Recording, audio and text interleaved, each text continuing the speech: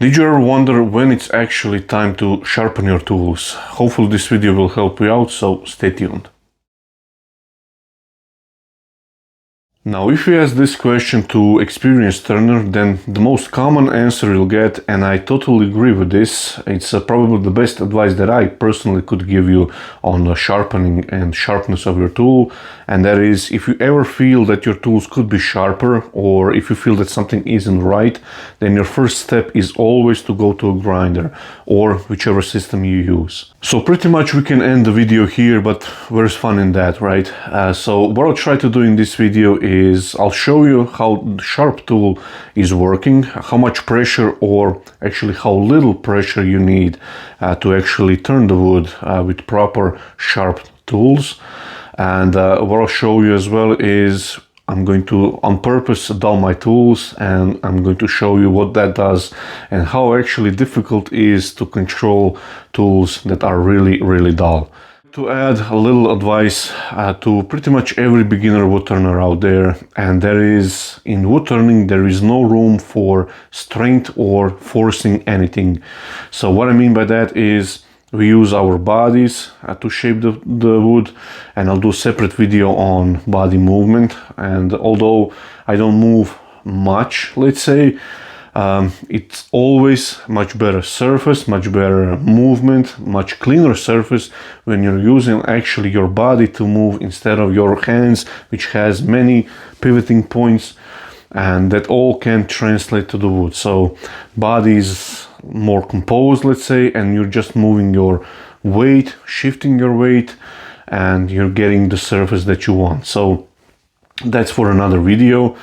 We are using sharp tools. If you're using dull tools, you're going to use a lot more force, again, which is a no-no, and that is when accidents happen, injuries, and so on. So we are using delicate touch, we are using hearing a lot to assess what's happening as well, and how dull tools act versus sharp tools. So hopefully that will translate in the video, I hope. So without any further ado, yeah, I think I'm going to now dull some of the tools just for fun, and this is something that I do not recommend, and that's only just for the sake of this video. I'm going to turn with one hand.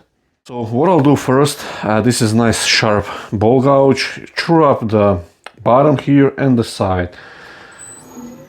So start slowly, increase the speed gradually. So this is running at 1350 RPM. So I'll just use one hand, I'll place it here, and if you're using ball gouge correctly, so here I would need a little pressure here just to stabilize it. So again, I'm not using a lot of force. Once that irregularity is gone, I can use one hand, and just to show you how little pressure you need in wood turning. So I want to do a nice shear cut to the center, right in the bevel. And what can happen if, again, you're not using only one hand, but if you're not using downward pressure on the tool, it can start to jump around a little bit. Hope you can see that, or here. So what I'll do is just place finger here, weight of the finger, and that will stabilize the gouge.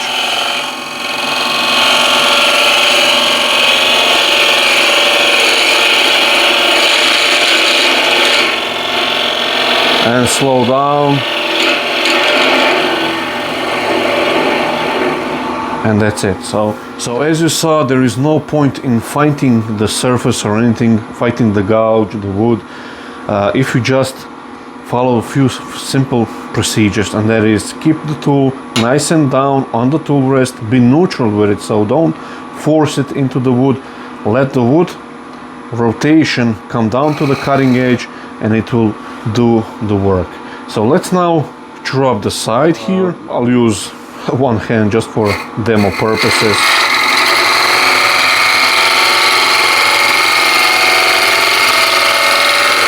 and my hand, and let me just back the camera up. So hopefully this is nicely visible. So although I'm like using one hand, the back of the handle, and this is a short handled gouge.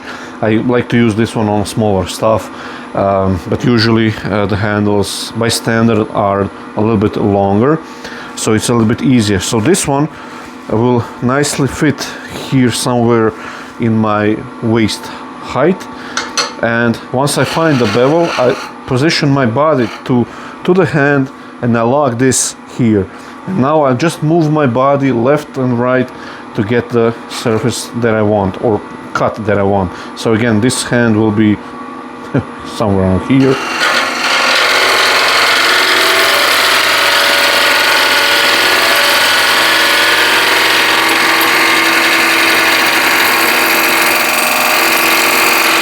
And nice and slowly through to the top.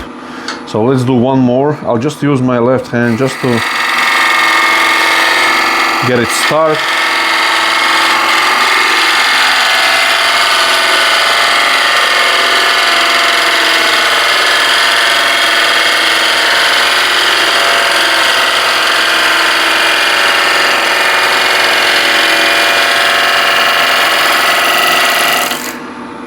And here on the top, just use the the right wing. Hope you can see that's really nice surface. There are a few tool marks. There always be some tool marks, but the surface is nice and clean, shiny on some spots, you can see. So that's pretty good. So what will happen if we dull the tool? Now usually what will happen during the use, your tools will get dull. I'm going to speed that and get to a little more extreme, let's say, with the burnisher here. So I'll just go over the edge, just go perpendicular to the edge, dull it. Doesn't feel dull all that yet, so just go a few more times. So now that should be not as sharp as it was. So let's do same thing here. Now I thought the camera was rolling, however I forgot to press record, so we'll do this again. This is nice and dull. Well, it's not nice, but it's dull, and I'll try to do the same with one hand going on the bottom here. And what I can tell you immediately,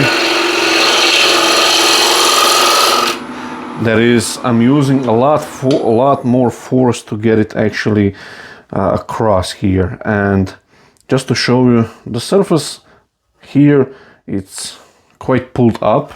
Not sure how much you will be able to see, but this is the interesting part. So I should be able to just with one hand shape the ball here, but this is now dull, and this is maybe extreme too if you get a tool straight from the factory edge and somebody thinks that you can use it right away. So I'm using a lot of force, and hope you can see how much I've gone through because I'm using a lot more force just to get this little corner.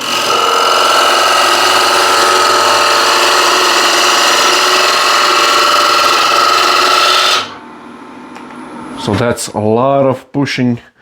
And just to show you the surface as well, although this chestnut is quite forgivable, let's say, the surface here is actually quite bad. And let's go to the, here it's a little better example. All of this winter grain, this narrow part is pulled up, and if I just grab a little sandpaper, just a little 180, that should highlight the issue here. So you can see all the winter grain, how it's pulled up. Let's go to this side, and here all of it is pulled up. So I'll quickly sharpen the gouge again, and I'll do the same thing here, and you'll see the big difference. The gouge is now sharp again, and I hope you saw that the entry itself is really harmless, and I'm getting lovely shavings. I don't need to force it, and the shine here is already appearing, and I'm riding the bevel, and as the tool is sharp I have more control, so I don't burst through. And now this surface is pristine. Hope you can see, although it looks like the winter grain is pulled up, it's not, and you can see hopefully the shine here. And just to get it with 180 again, just a few seconds. So just to show you, you can see a few tool marks here, so a little bit more sanding, just a few seconds will take care of it. But this surface is really nice. Just to try to show you from a different angle as well. So I hope you can see that's really nice. Doesn't need any work at all. And we can go on the bottom here one more time. It's a nice sharp gouge. Again, this is roughing cut, but still it's much better than the dull tool, as you can see here, hopefully. And so that's the gouge. So let's use a scraper. Let's see what that does. Refiner, nice and sharp with a fresh burr. So let's see what we'll do here on the bottom. So here, any force like strength won't do you much, because you need to have nice delicate touch. Let me just lock the focus on so the shavings don't mess up the camera. So hopefully you see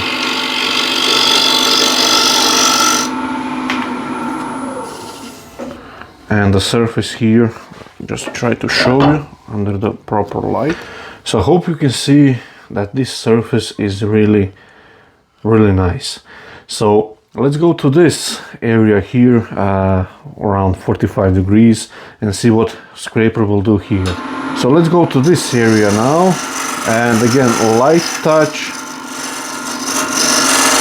If you force the scraper, standard scraper, into the wood, then you get lousy results.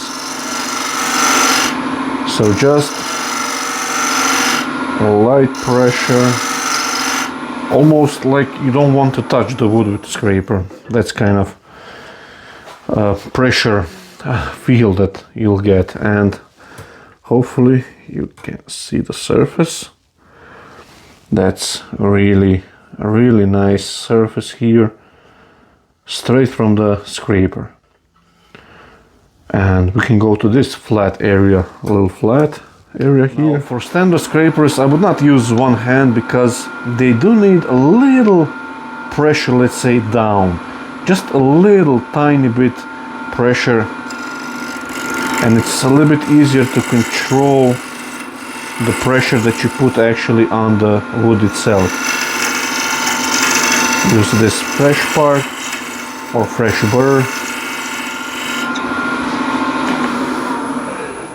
So hopefully you saw nice wispy shavings and dust. So that's what you want with scraper. And this surface, you can see that all of these surfaces are really nice. Take this to another level and just dull it completely. And I hope you saw a little burr on my finger here, a little piece of metal that break off. So that's now not as sharp as it should be. And again, let's go here and hope you see And here I do scrape something just due to the bevel here. But what's actually happening is I'm getting uneven surface here. Try to exaggerate that with let's say gouge. Hope you can hear the sound versus here. So let's do it again. I'm using a lot more force. Now this is a lot of force to get it to scrape. And I hope you can see a lot of messed up grain here. This is something that you will get with carbides because they don't have the burr. Hope you can see here. They don't have the burr. They are, let's say, nice sharp like this, which will take care of the wood and everything.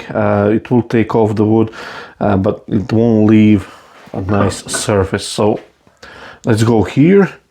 This should be interesting, where we have the end grain as well. So I'm not actually getting anything off. Oh, here I have something. But if I just use light touch, then nothing happens. And I got vibration as well. Hope you can hear that. So I'm using quite a lot of pressure to get a little bit of dust like this.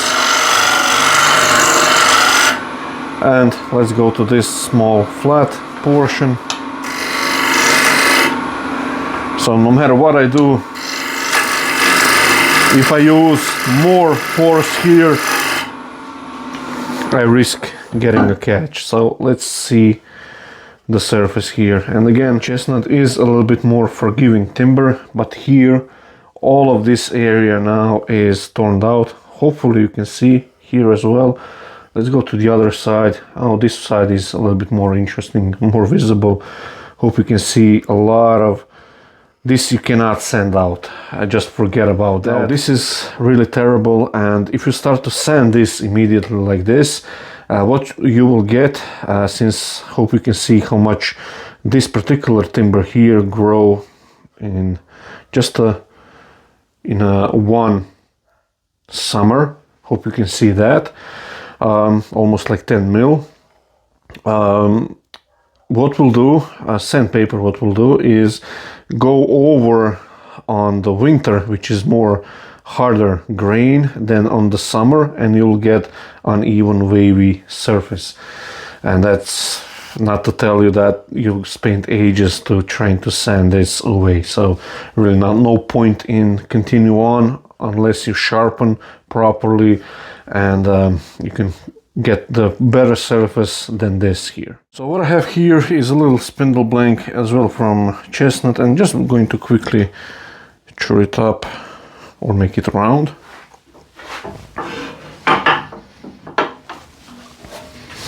And I'll use one hand just for the fun of it.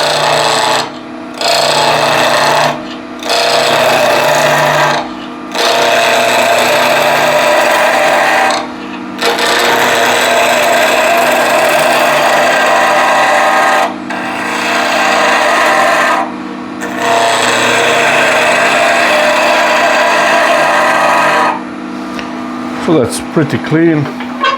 Again, I said I'm using one hand, but the tool is up against my body. I can use a long point down as well.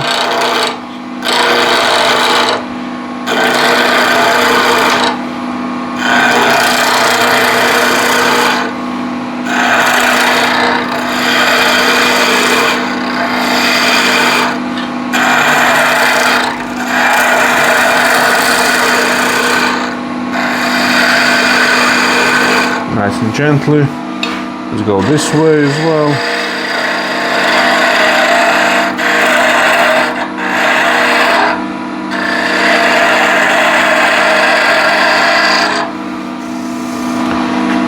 So as you saw, you don't need a ton of pressure or hold or force or anything like that to use the skew.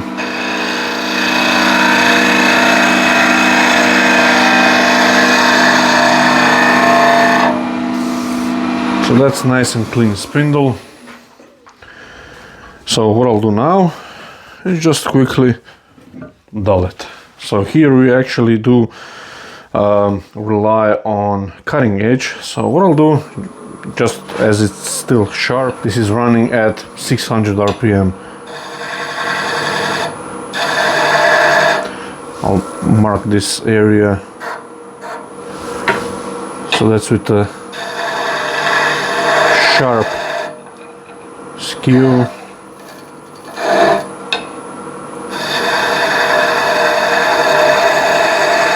So you don't have to run lathe fast to get it nice and clean. Hope you can see that's really nice. And I'll do the same side by side here with the dull skew. So the way I'm going to dull it is again with the burnisher. So a few times. This does feel wrong to do, but anything to help out understand when something is dull. So I'm just going to do it from the sides as well a little bit. So let's see what this will do. Same speed, and I can feel doesn't want to cut. It has to slice the grain, but I'm again using a lot more force to make it cut. And the surface here, although it doesn't look too bad, it does have a little bit more of that winter grain pulled up, just a little bit. But we are stacking the favors here because we're going downhill. But what I'll do is just make a flat here as well. And here, hopefully you can see tear out. So yeah, a dull skew, you'll notice it right away. So with the skew, it's again riding the bevel, and you want to make the tool nice and slicing if you're doing slicing cut. So I have another one sharp here. So even if I rotate it by hand, you'll get this. And if I grab a dull skew, you can see it's doing something, but the surface behind is terrible, and it's far more pressure to get it cut, and this is far more easier, and I'm getting bigger shavings, bigger strings and everything. Just curious to see how this will react on, let's say, peeling cut. There was a split here, so hopefully this won't burst.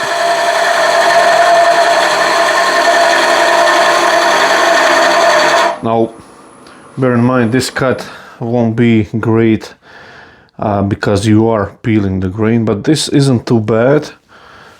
And let's do a little bit more here with the dull skew.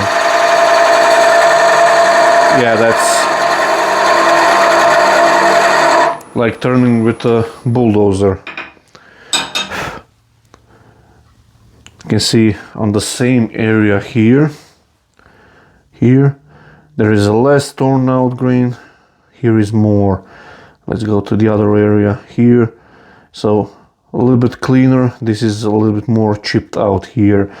But it's not always in terms of the surface, it's how much you put that force. And this is relatively thick blank. If this was thinner blank, then any pressure you put on will just break it. Doing finials, you really don't want to use any pressure at all. So this is a sharp skew, and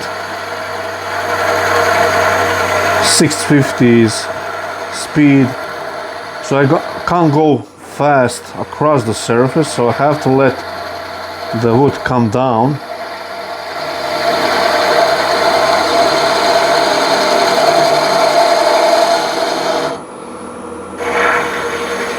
One more.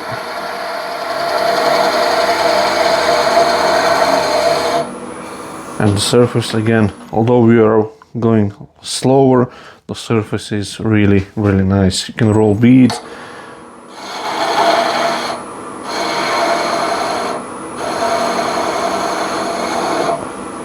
Like so.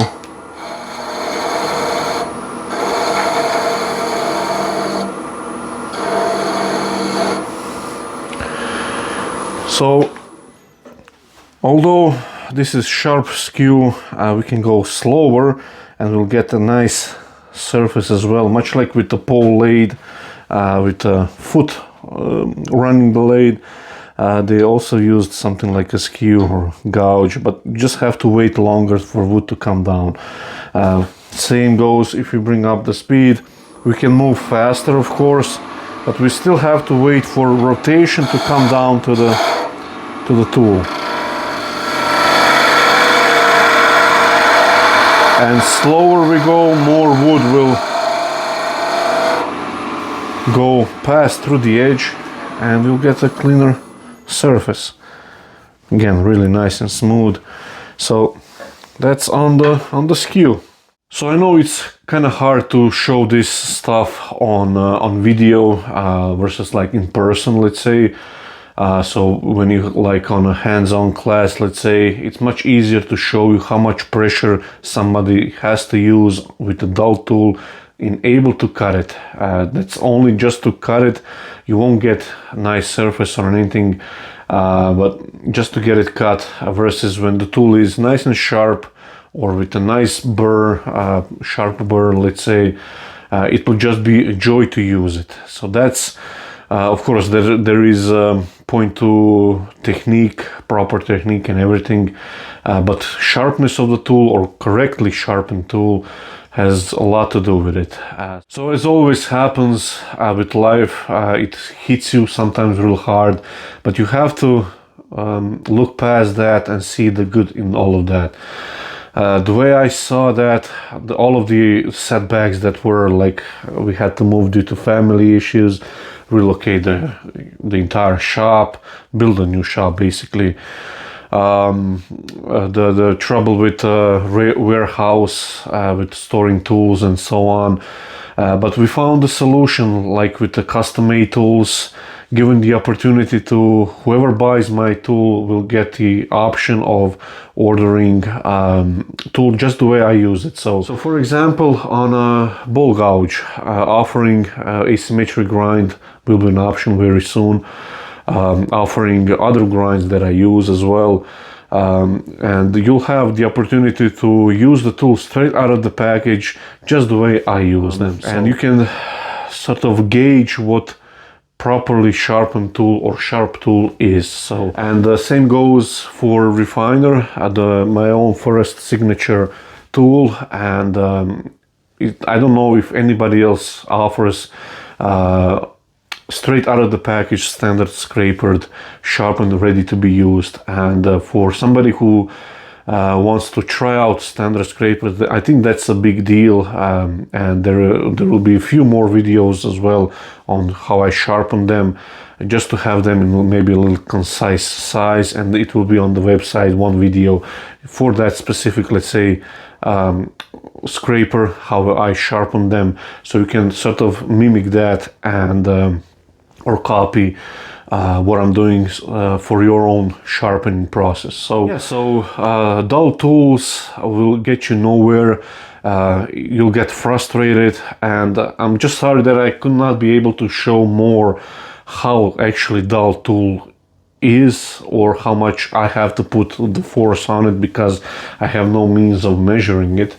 But usually the surface that it's left behind, or if you have to push by any force more than just the weight of the tool itself, let's say, then something is wrong. So you need to sharpen it or change the technique or something. So hopefully this video will help you out on your journey. And thanks for the idea. I forgot the name of the viewer who gave me this idea. Hopefully this is something that helps him as well. So thank you for watching, and see you in the next video.